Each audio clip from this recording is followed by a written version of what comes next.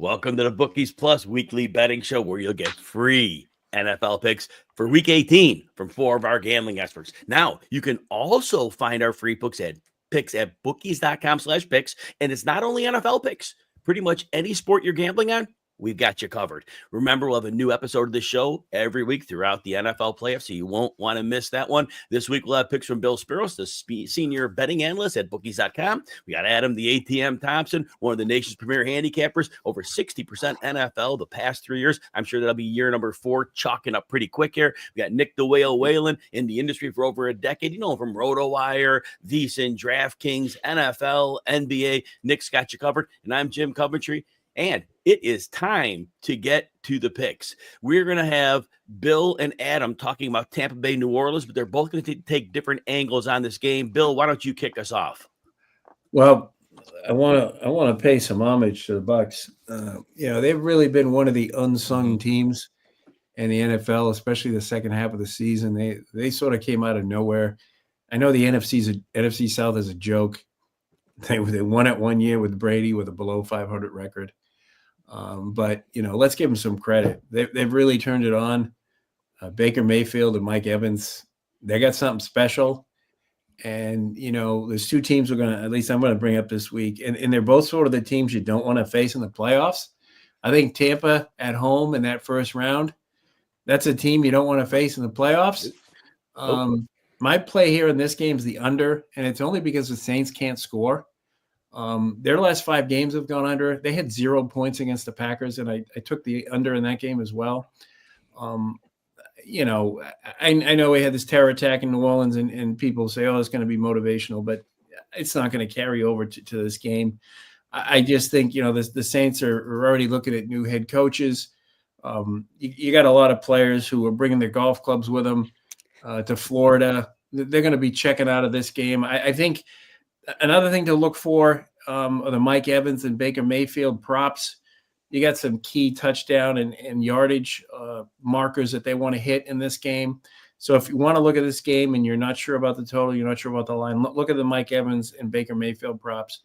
But my only warning on the line is that the Saints have covered in Raymond James 6 straight years.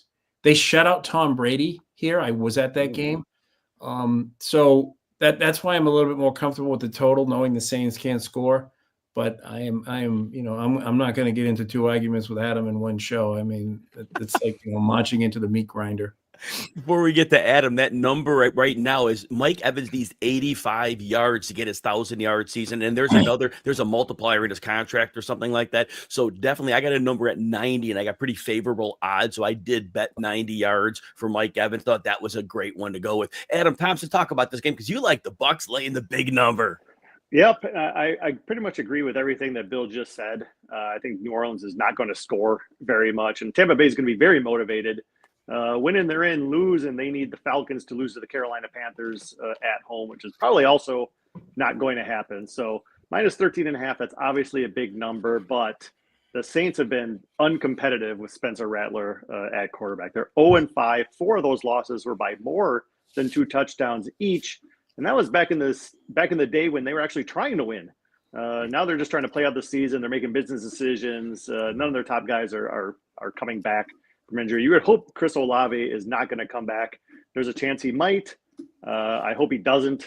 But they're not going to score a lot of points. And on the other side, this Tampa Bay, they need the win. The offense is humming. They're averaging over 7.5 yards per play over the last few weeks. They scored 51 on this Saints team in New Orleans earlier this season, most of which in one quarter. So they can score in bursts as well. But, they've won 5 of 6. 4 of those wins have been by 34, 23, 15, and 32 points. So 30-6, maybe 13 if they sneak one in late. But I think Tampa Bay takes care of business early and cruises by at least 2 touchdowns. Love it, love it, love it. Nick Whalen, you're going to tell us about the Seattle Seahawks. Geno Smith has some things in his contract too for this game. Talk about this one. He most certainly does. And before I dive into that, Jim, I just checked the updated number on Mike Evans, by the way, up to 100.5 receiving yards. I looked at that yesterday when I was prepping for our sports betting pod. It was at 95.5. So you got yourself a hell of a number on that one. But yeah, I'm going to take us to the Seattle LA game. This is one team expected to go at full strength. The other team has already told us that it'll be resting starters, including Kyron Williams, including Matthew Stafford. I like Seattle minus the 6.5 here on the road. Kind of a take out the frustrations game, I think, for Seattle. Got a chance to finish this season 10-7, and yet you're eliminated. It's pretty easy to look back at that Giants game in like week 4 or 5 and say that was kind of the one that if we had won that, we would be in the field.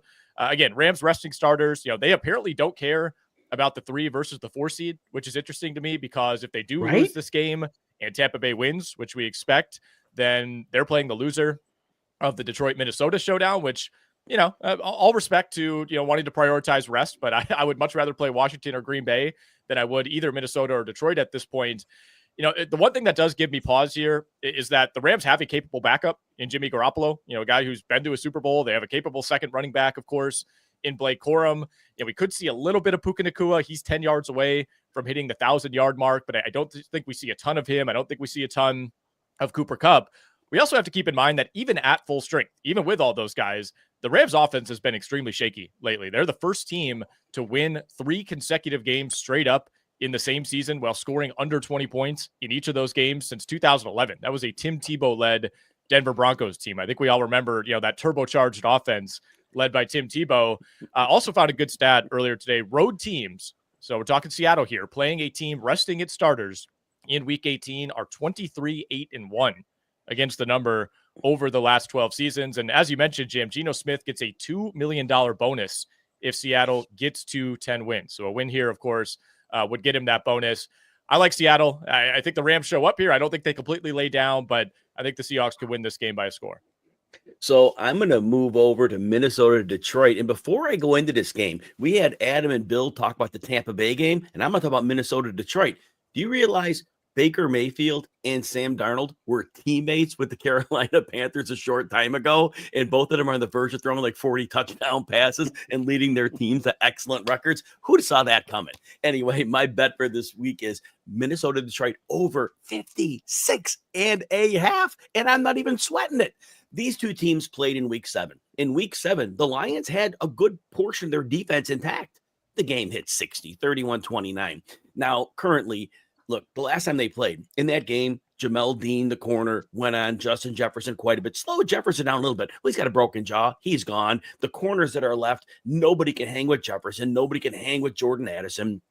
Run defense is still decent, but regardless, the things that Detroit struggles against, well, everything, but play action, rollouts, that's exactly what Minnesota does. So Minnesota's lighting up the scoreboard here, and we already saw with the Lions on Monday Night Football, and I called this one. I said, they realize they've got to make sure this offense is at peak efficiency. They're going to have to score nearly 35 to 40 points a game in the playoffs if they want to advance. And I knew they would have their foot to the metal against the 49ers. They have to keep that going. They cannot lose an ounce of stride with their offense. They're going to keep rolling here in Minnesota. We'll have very few answers here. We know that they like to run that blitz look, especially against Minnesota. Minnesota likes to run that blitz look against Detroit to try to slow the run. But the problem is they really can't deal with the passing game personnel in Ben Johnson's office. So this is going to be up and down the field. A couple other points of reference. In Detroit's, for betting the over in this game, Detroit's 3 of their last 4 games, we got a 74, a 90, and a 65. None of those games even went to overtime.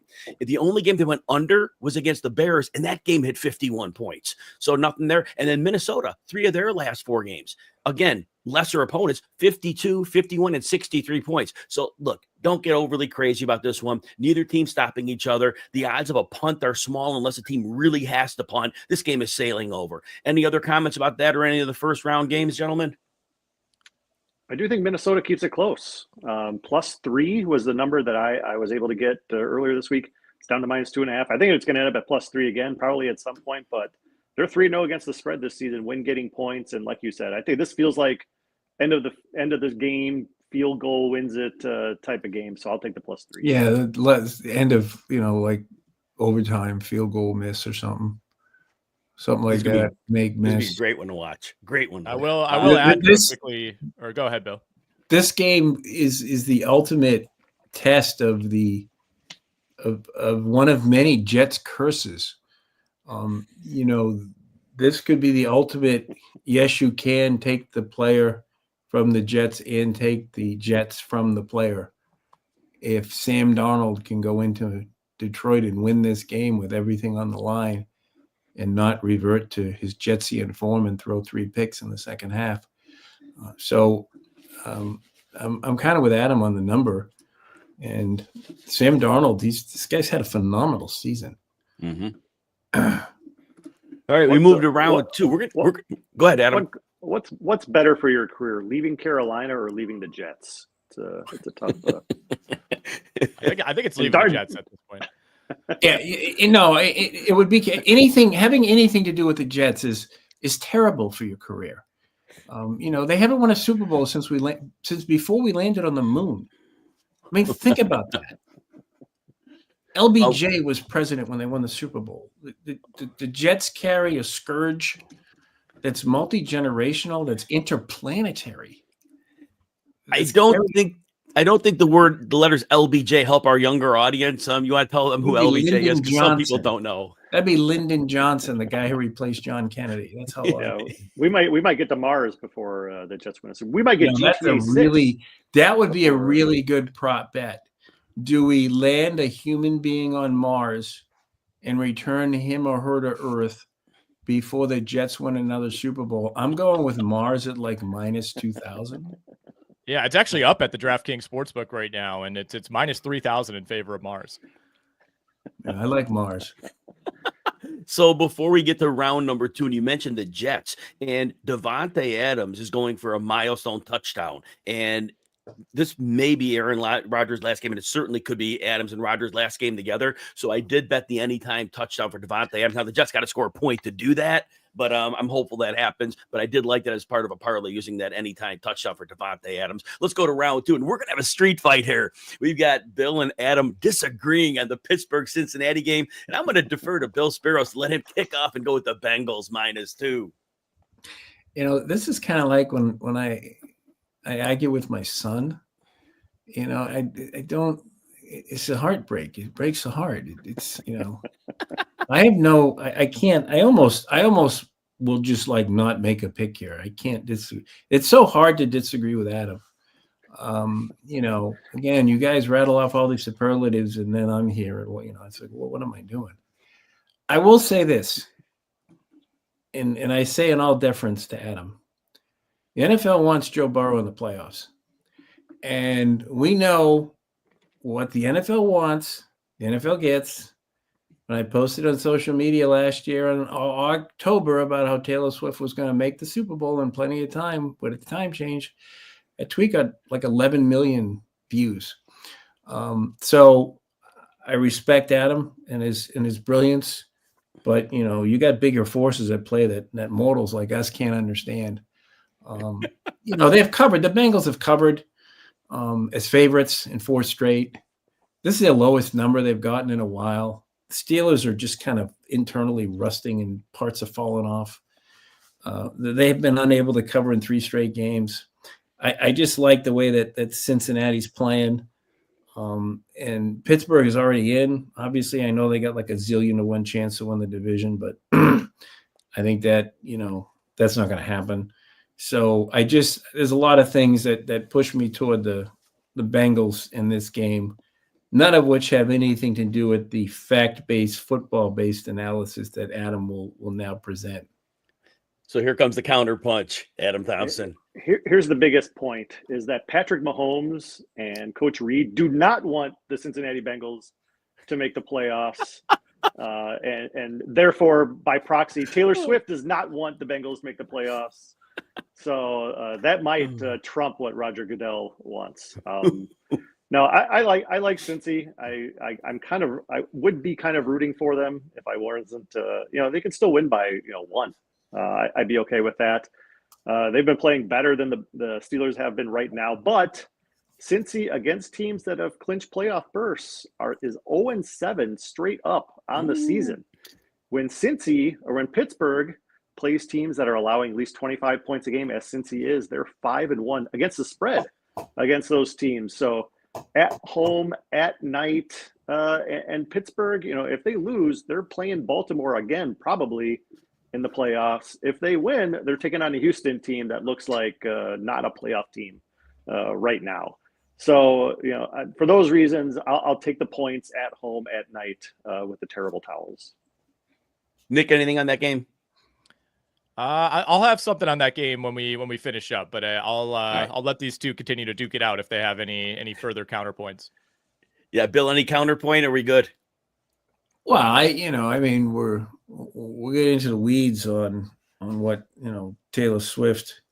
I think Taylor Swift wants, maybe she wants to be, on the screen with Joe Burrow. Maybe we could start some rumors or something. I don't know. I think Mahomes might be afraid if Taylor Swift and Joe Burrow meet, that might be trouble for Kermit. Yeah.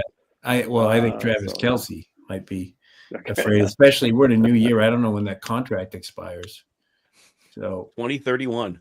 Is that when it is? Okay. Yes, 2031. I guess we're good for a while. Oh wait, wrong one. I'm thinking Mahomes. My bad. No, I'm talking about the Travis Kelce Taylor Swift contract.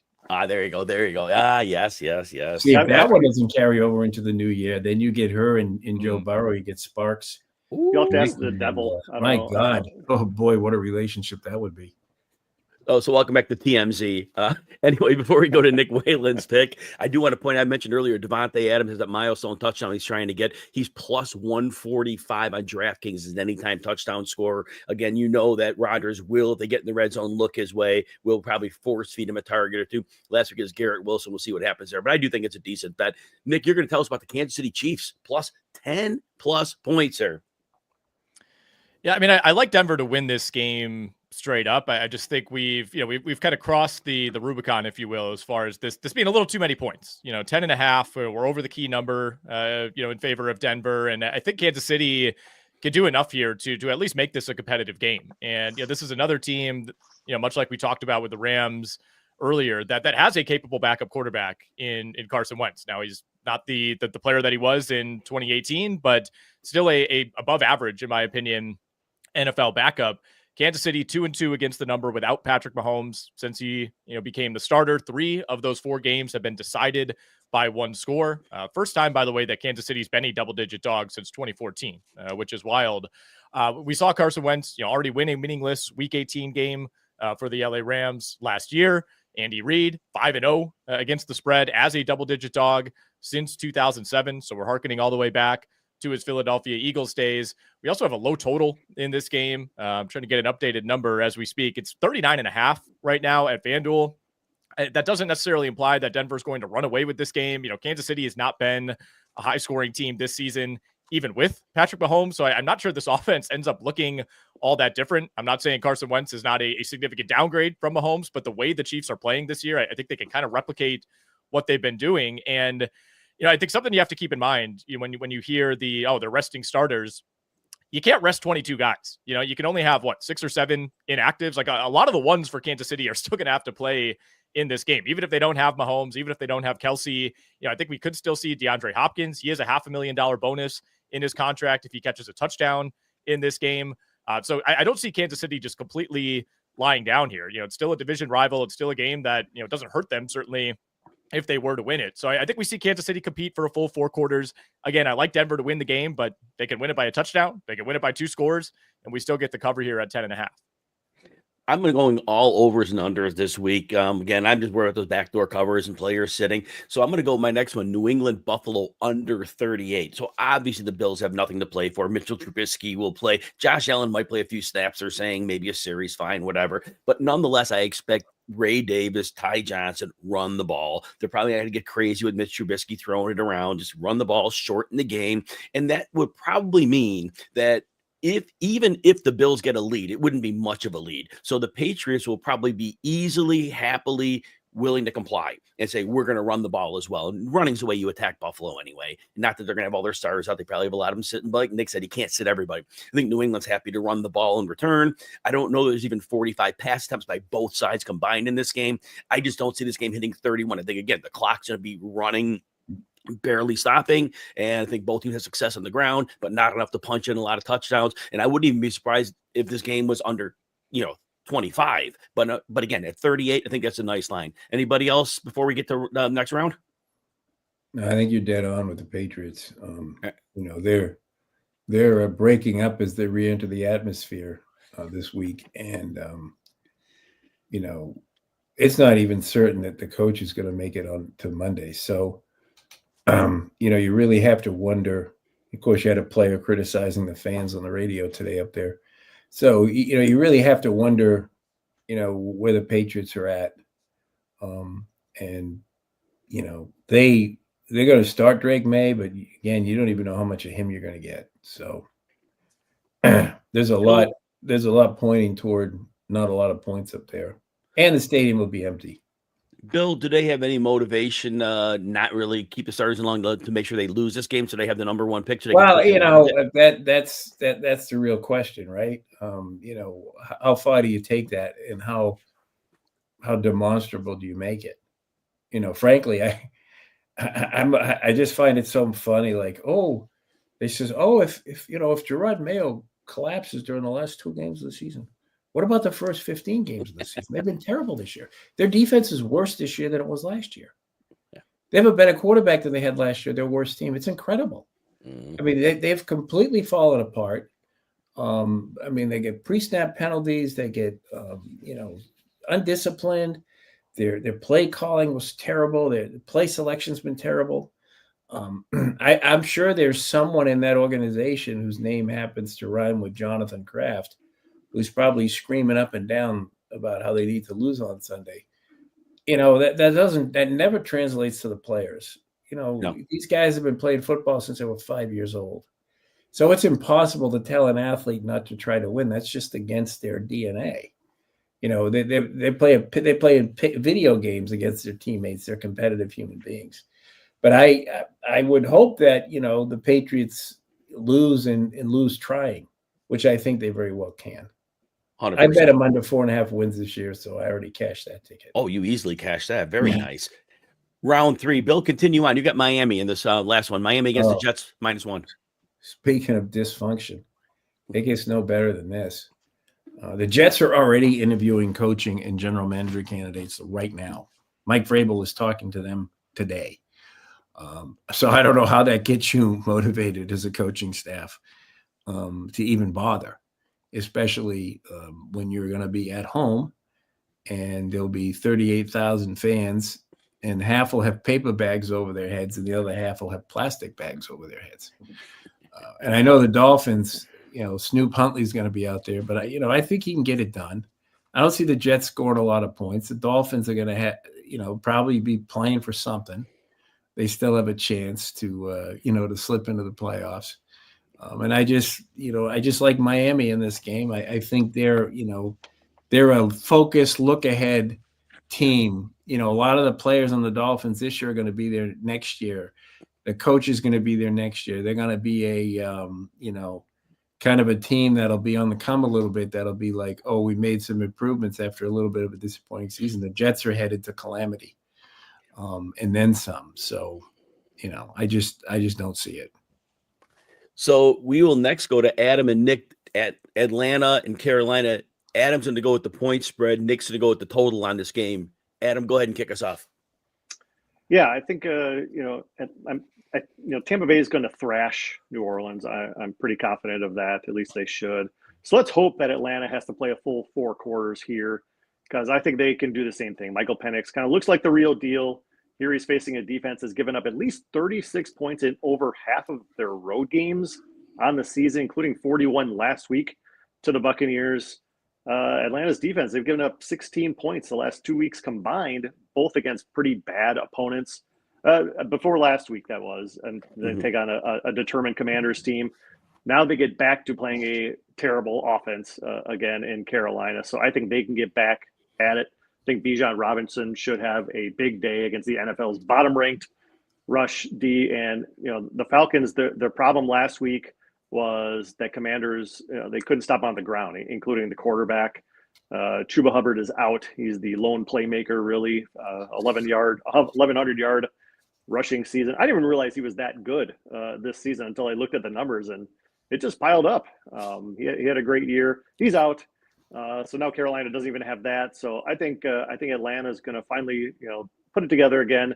They're going to score 30 plus points, maybe 36 plus. which it would fit in with Carolina's defensive trends. And then, Carolina's not going to be able to keep up with that. Adam, that's some blatant disrespect to a 34-year-old Adam Thielen who's gone off the last month, but I digress. And Nick Whalen, talk about the over in this game.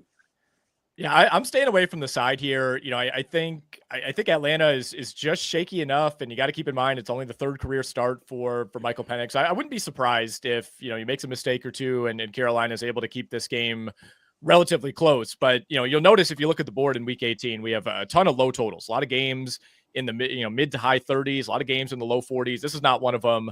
We grabbed this at 47.5 earlier in the weeks, now up to 48.5. I like the over here. We have a big over team in Carolina versus a big under team in Atlanta.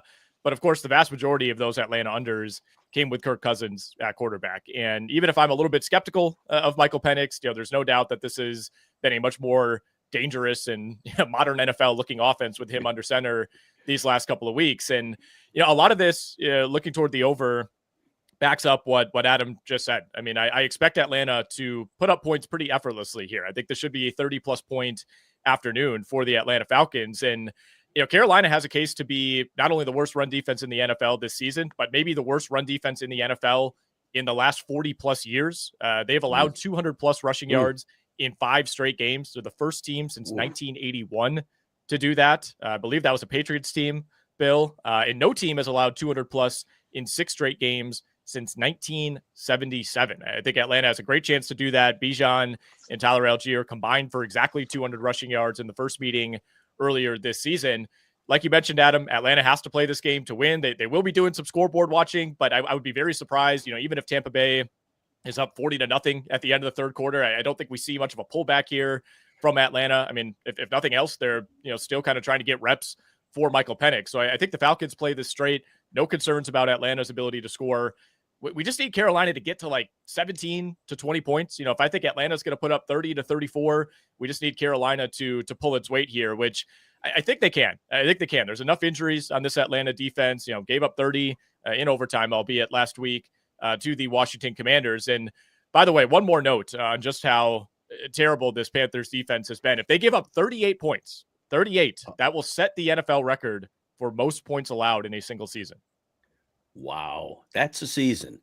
Well, I'm going to move to my last pick, Bears-Packers over 41.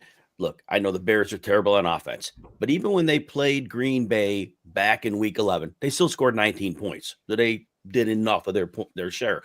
Matt Eberflus is still the coach of Chicago. They still were a decent defense when they played, and it was a 20-19 game. So it's 39 in that game. This over and under is 41. But since Eberflus has left, the Bears had given up 30 points in 3 straight games before that rain-soaked game against Seattle and throw that game out. There was just so many negative consequences there. That was not a showing for either team. But this defense was giving up 30 points a game 3 weeks running. Green Bay last week, what Minnesota did was they played a lot of man coverage against them. And that's the weakness of Green Bay. They don't have man beaters, and therefore their offense struggled. They made the late comeback, fine, whatever. They got smoked in that game. And now the Bears can't play man. They're a zone-based team. That's not changing. And that's exactly, Green Bay needs a get-right game on offense going into the playoffs. And this is the one they're going to be able to do. They'll be able to zone-based team, get things straight. They should easily light the scoreboard up with at least 24 points. They can even flirt with 30 in this one. The Bears are going to put enough up on the board. Second time they've seen the Packers. Jair Alexander's out. I know Quay Walker's missed multiple games. I'd be stunned if he was back here. So I think this one sails over the given total of 41. Let's get our final thoughts for the week as we wrap up the NFL season. Bill Speros, start us out. It's been a great season for the betting public, not a great season for the sports books. So from that perspective, maybe we'll see some settling during the playoffs. The books have really gotten hammered this year, and that was reflected in some earnings reports and earnings projections. So hopefully for the betting public, that will continue in the postseason and Super Bowl. Let's hope that's the case. Adam Thompson, closing thoughts. Last year, the favorites in Week 18, and kind of similar, a lot of teams not playing for stuff, but the favorites 10-6 in covering mostly big numbers. So based on my picks, I'm hoping that trend continues for one more year. And we'll go to Nick Whalen. Final thoughts. Yeah, one thing I'll say here is there is a clear correlation between two games on the slate this week. And, we talked a lot about the Pittsburgh-Cincy game earlier in the show, and that one is directly related to what happens in the Chargers and Raiders game. So I think if you are someone who feels strongly about the result of Pittsburgh-Cincinnati, one way or the other, consider trying to tie that in to the results of that Chargers-Raiders game, because if Pittsburgh beats Cincinnati, that becomes essentially a meaningless game for the LA Chargers. Pittsburgh would get the 5, the Chargers would get the 6.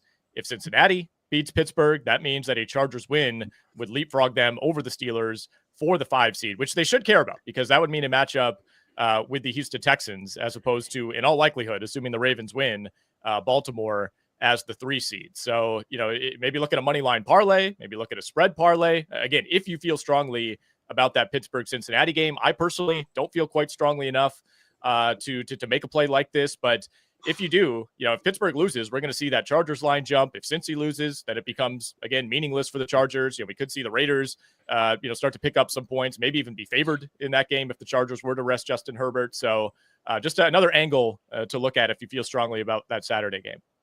My closing thought is this. I know the books make a high percentage of their money on parlays and same game parlays. I want to say somebody told me up to 90% of the money comes in that way. I'm up over 100 units on same game parlays this year. And what I'll say is this: if you're going to do that route, go to the Minnesota and Detroit game. And I'm pushing Justin Jefferson up to like 110 yards. I'm on Ross St. Brown to 100 yards. The game total, I already like the over in that game anyway. Even if you just went with those 3 legs themselves, you would get, I actually on Caesar Sportsbook, I got plus 1,100 odds just on those 3 alone to hit. And the way those defenses can't play, and the way the points are going to have to be scored, and the fact Jamel Dean is out for Detroit, the probability seems very strong that those 3 legs come in, and it's a heck of a payday. So again, I know they're losing bets, they're sucker bets, but I've had a lot of success with them this year, and I would strongly recommend that. All right, everybody, this has been the Bookies Plus weekly gambling show. Be sure to bookmark bookies.com/picks so you can check out our free picks for both the NFL and all other sports. We'll have a new episode for the NFL playoffs each week throughout, and we will see you next week.